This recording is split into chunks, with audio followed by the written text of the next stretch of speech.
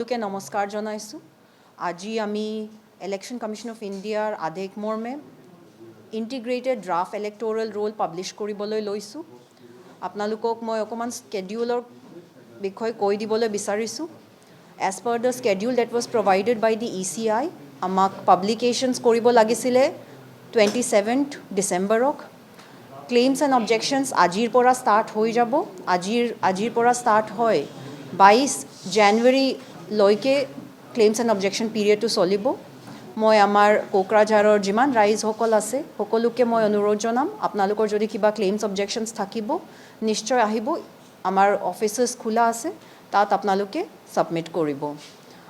As per the instructions of the chief electoral office of Assam, আমি special campaign that's লোৱা হৈছে 3rd, 4th, 10th আৰু 11th জানুৱাৰী। CEO ছাৰে আমাৰ PNRD ডিপাৰ্টমেণ্টৰ লগতো যোগাযোগ কৰি PNRD ডিপাৰ্টমেণ্টৰ পৰাও BDOসকলৰ সঁহাৰি বিচাৰিছে। আৰু স্পেচিয়েল কেম্পেইন ডেটছো আমাৰ কাৰণে বহুত ইম্পৰ্টেণ্ট। মই আমাৰ মিডিয়া বন্ধুসকলক অনুৰোধ জনাম, যেতিয়া স্পেচিয়েল কেম্পেইন ডেটছ হয় তেতিয়া আপোনালোকে প্লিজ যিমান পাৰে আপোনালোকে প্ৰকাশ কৰি দিয়ক, যাতে maximum people can attend our special campaign that's.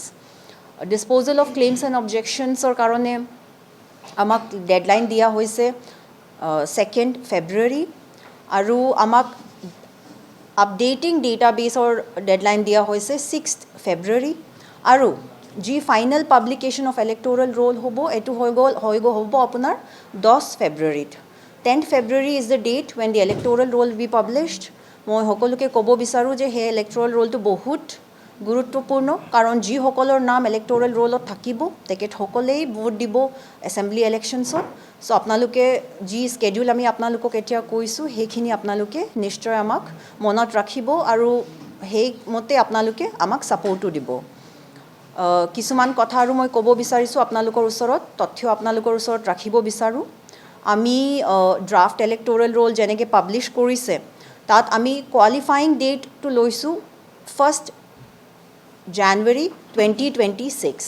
1st January 2026 date লোৱা হৈছে এজ এ কোৱালিফাইং ডেট। আৰু ইয়াৰ আণ্ডাৰত আপোনালোকে নিশ্চয় নিজৰ নামটো চেক কৰিব পাৰে। ভেৰিয়াছ ৱেবছাইটছ থাকে, coassam.nic.in, voters.eci.in, সেইখিনি আপোনালোকে চেক কৰিব পাৰে। আমি এখন প্ৰেছ ৰিলিজো দি দিছোঁ, আমাৰ মিডিয়া বন্ধুসকলে নিশ্চয় প্ৰকাশ কৰিব। ছামাৰী আমাৰ এনেকৈ হৈ গ'ল। গোসাইগাঁও নম্বৰ 1 LSCত আছে আমাৰ 1,15,874 ভোটাৰ্ছ। দতমা ST LSCত আছে আমাৰ 1,08,952 ভোটাৰ্ছ। কোকৰাঝাৰ ST LSCত আছে আমাৰ 1,47,102 ভোটাৰ্ছ। ভাউকুংগুৰিত আছে 1,66,279 ভোটাৰ্ছ। পাৰভাঝোৰাত আছে 1,74,402 ভোটাৰ্ছ। গোটেই কুল মিলাই আমাৰ যদি আপোনালোকে চাই টোটেল ভোটাৰ্ছ আমাৰ কোকৰাঝাৰ ইলেকশ্যন ডিষ্ট্ৰিক্টত আছে 7,12,609, যাৰ আণ্ডাৰত মেলছ আছে 3,56,578 আৰু ফিমেলছ আছে 3,56,022। আৰু কিছুমান তথ্য আপোনালোকৰ ওচৰত ৰাখিব বিচাৰোঁ। ছাৰ্ভিচ ভোটাৰ্ছ আমাৰ আছে 2,910। পলিং ষ্টেশ্যনছৰ বিষয়ে মই ক'ব বিচাৰোঁ যে আমাৰ আগত 909 পলিং ষ্টেশ্যনছ আছিলে, কিন্তু আমি ৰেচনেলাইজেশ্যন কৰিলোঁ, বহুতবাৰ মিটিংছ কৰিলোঁ। আমাৰ পলিটিকেল পাৰ্টিজ সকলেও জানে, তেখেতসকলৰ লগতো আমি মিটিং কৰিলোঁ। আৰু আমাৰ যিমানখিনি এপ্লিকেশ্যনছ আহিছে ৰিকুৱেষ্টিং ফৰ এডিশ্যনেল পলিং ষ্টেশ্যনছ, সেইখিনি লৈ আমি আমাৰ পলিং ষ্টেশ্যনছৰ আজিৰ দিনত আমাৰ 944 পলিং ষ্টেশ্যনছ আছে। ত' 909ৰ পৰা আমি আজি 944 পলিং ষ্টেশ্যনছত লৈ আমি এইবাৰৰ এছেম্বলি ইলেকশ্যনছটো কৰা হ'ব। EROs আছে আমাৰ 5 গৰাকী, AEROs আছে 10 গৰাকী, BLO ছুপাৰভাইজাৰ্ছ আছে 91, আৰু BLOs আছে প্ৰত্যেক বুথৰ কাৰণে এখন বুথ লেভেল অফিচাৰ আছে 944। যিমান পলিং ষ্টেশ্যনছ আছে ইমানহে BLOsও আছে। মই আমাৰ ৰাইজক ক'ব বিচাৰোঁ যে ফৰ্ম 6 আমাৰ এনৰলমেণ্টৰ কাৰণে হয়। ইনক্লুজন বা এনৰলমেণ্ট যদি আপোনালোকে বিচাৰে তাৰ কাৰণে আপোনালোকে ফৰ্ম 6 এপ্লাই কৰিব পাৰে। যদি আপোনালোকৰ পৰিয়ালত কোনোবাৰ মৃত্যু হৈ গ'ল তো আপোনালোকে কাইণ্ডলি সেইটো আমাৰ ইলেক্ট'ৰেল ৰোলত শুদ্ধ কৰিবলৈ দি দিয়ক। তাৰ কাৰণে আপোনালোকে ফৰ্ম 7 এপ্লাই কৰিব পাৰে। যাৰ যোগেদি আমি ডিলিট কৰিব পাৰোঁ। ফৰ্ম 8 আছে, যদি কোনোবাৰ আমাৰ বাইদেউগৰাকী আছে যাৰ বিয়া হৈছে, তাৰ বেলেগ ঠাইত শ্বিফ্ট হৈ গ'ল, তো কাইণ্ডলি ফৰ্ম 8 এপ্লাই কৰি তাৰ যি নতুন ঘৰত তেখেতে এপ্লাই কৰিব পাৰে। ফৰ্ম 6 আমাৰ ইয়াৰ পৰা ফৰ্ম 8 তেখেতে ইয়াৰ পৰা এপ্লাই কৰি শ্বিফটিঙৰ কাৰণে এপ্লাই কৰিব পাৰে। এণ্ট্ৰিজ যদি কিবা ভুল হৈছে তাত ফৰ্ম 8 এপ্লাই কৰিব পাৰে। এপিক ৰিপ্লেচমেণ্ট যদি বিচাৰে তাৰ কাৰণে ফৰ্ম 8 এপ্লাই কৰিব পাৰে, আৰু PWD মাৰ্কিঙৰ কাৰণেও ফৰ্ম 8টো এপ্লাই কৰিব পাৰে। চ' ফৰ্ম 6, 7, 8 আপোনালোকে মনত ৰাখিব আৰু সেইমতে আপোনালোকে কাইণ্ডলি কৰিব।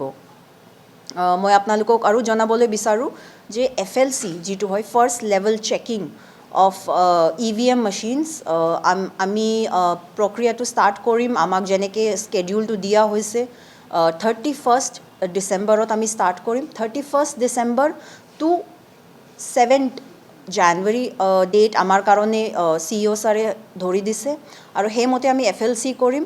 মই আমাৰ পলিটিকেল পাৰ্টিজ যিমান আহিছে সকলোকে মই অনুৰোধ জনাম, FLC আমি যেতিয়া কৰোঁ আপোনালোকে নিশ্চয় আহিব, অংশগ্ৰহণ কৰিব, আৰু যাতে আমাৰ মাজত একো সন্দেহ নাথাকে with regards to the functionality of the EVMs, আৰু EVMছে ভাল ধৰণে আমি ছিলেকশ্যন কৰিব পাৰোঁ। কাৰণ FLC আমাৰ কাৰণে সেইকাৰণে বহুত ইম্পৰ্টেণ্ট, কাৰণ FLCত আমি যি EVMছে ভালকৈ কাম নকৰে সেইখিনি EVMছক আমি ৱেৰহাউচত পঠিয়াই দিব পাৰোঁ, আৰু যি EVMছে ভাল ধৰণে কাম কৰে সেইখিনি EVMছক আমি আমাৰ এছেম্বলি ইলেকশ্যনছৰ কাৰণে প্ৰয়োজন কৰিবলৈ আমি আমাৰ EVM ৱেৰহাউচত ৰাখিব পাৰোঁ। চ' FLC সেইকাৰণে ইম্পৰ্টেণ্ট হয়, কাৰণ আপুনি বেয়া EVMছ বা নন ফাংচনেল EVMছৰ লগত আপুনি চেকিং কৰিব পাৰে, আৰু সেইখিনি আপোনালোকে আমি মানে ৱেৰহাউচত পঠিয়াই দিব পাৰে। চ' এনেকৈ কৰি FLC চেকিঙৰ প্ৰক্ৰিয়াটো 31st ডিচেম্বৰৰ পৰা 7th জানুৱাৰীলৈকে চলিব। চ' সেইখিনিতো আমাৰ সহায় সহযোগিতা কৰিব, আৰু ভালকৈ যাতে ভালে আমাৰ FLCও যায়। আৰু আজি আমি যি ড্ৰাফ্ট পাব্লিকেশ্যন কৰিছোঁ, আৰু তাৰ বাবে আমাৰ যিমানখিনি পলিটিকেল পাৰ্টি মেম্বাৰ্ছসকলে আহিছে, আমাৰ মিডিয়া বন্ধুসকলে আহিছে, তেখেতসকলক মই ধন্যবাদ জনাইছোঁ। আজি ছুটিৰ দিনাখনো আপোনালোকে আহি মই আশা কৰিছোঁ আপোনালোকে যিমান পাৰে সেইটো আমাৰ ৰাইজৰ মাজত প্ৰকাশ কৰিব, যাতে আমাৰ ৰাইজসকলেও গম পায় আৰু আমাৰ লগত গোটেই ইলেকশ্যনৰ যিমান প্ৰক্ৰিয়া আছে সেইখিনি আমি সুন্দৰভাৱে কৰিব পাৰোঁ। ধন্যবাদ।